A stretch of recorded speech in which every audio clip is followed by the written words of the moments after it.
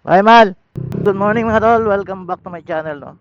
Today's video, pag-usapan natin yung ano no, mainit ngayon ang riders, lalo na sa mga gumagamit ng aftermarket type kagaya ko no. Hindi malaman ko ng batas pa talaga ang LTO. Lahat naman ngayon ng mga gamit ng aftermarket pipe ay nangangamba. Malaki talaga ang multa. So, ayun sa nakikita natin mga post, alas ano pa lang, tatanga, astig. Maynila pa lang ito na-implement no. Valenzuela, ibang lugar. Kasi minsan dito sa Cavite, sa dali di tayo dyan naglagay tayo. So, kaya yan is pare-parehas na ngayon.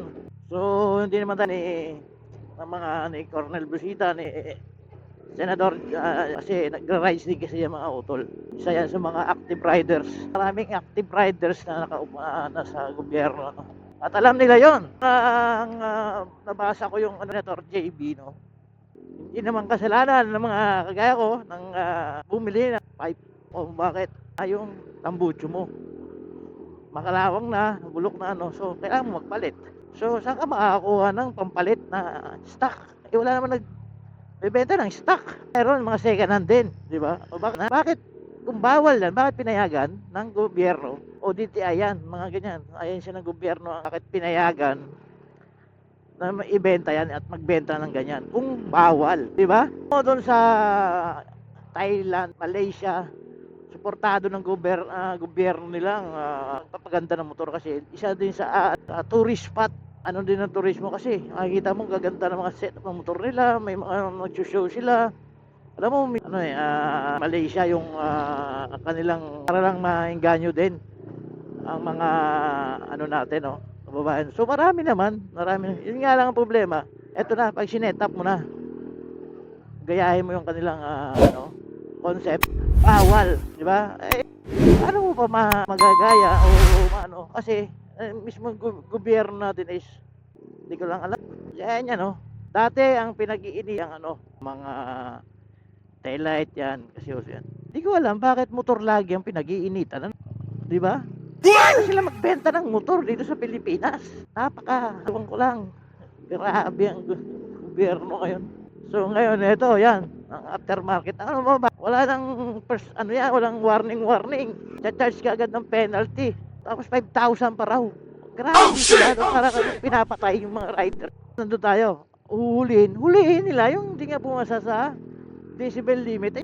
Hindi naman lahat ginagamit natin is maiingay. Kaya nga meron tayong standard na minimum decibel. Ayaw mo mga iingay, uhulihin yun. Tayo yung gusto nating ano yung motor natin. Kasi ito, part ng buhay din natin itong motor. Ito parang ano na to natin Pangalawang kasama natin sa ano to, halabang ano natin to, buhay. Kasi dito nakasalalay din yung ating unang buhay. Kasi pag ito pumalya at hindi ka marunong gumamit, so tendency na patay, di ba? Wala ba tayong karapatan? Wala ba tayong ano? Hindi ko lang alam kung bakit napakakitid ng utak ng mga meron sila. Pasok. 5,000, no? Bigat yan. So, kaya tayo dito, kaya nga ngayon ay inaano ko na yung ating ano, content o video yung ating biyahe. Meron tayong hawakan na ebidensya, di ba? Saan mga utol ang bigat. Ang purpose ng pag-ano ko ng pipe is yan, pang-ano ng motor mo. Isa yan, pampaganda. Yan, diba? At ito ay pumasa sa LTO. Hindi ko alam bakit naglabas ng bagong ano naman. Dati ang inuhuli nila is yung sobrang ingay lang. Ngayon pati aftermarket pinag-iinitan. Ano kaya kung hindi nalalagyan to mga to, no? Ng mga manufacturer ng pipe. Una nasampulan tayo dyan sa ano, no? Sa Las Piñas, sa 2,000 yung ano natin to. Kasi ano daw, ordinansa. Ito pa isa, ordinansa ng mga head ng mga LGU dapat mini-meeting ng papatwad sila ng na ayon sa batas at hindi yung ordinansa nila kamo ng live. Ito yung mga ganun dapat pinaguhuli kita mo may dito, may tinatawag na limit speed, yun ang dapat na pinaguhuli, diba?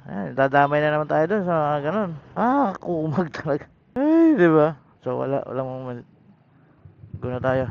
Uy, nagano tuloy. Kasi naka-automatic. Ano yung ating sira tuloy yung ating motor. Nagano yung kanyang uy, dashboard.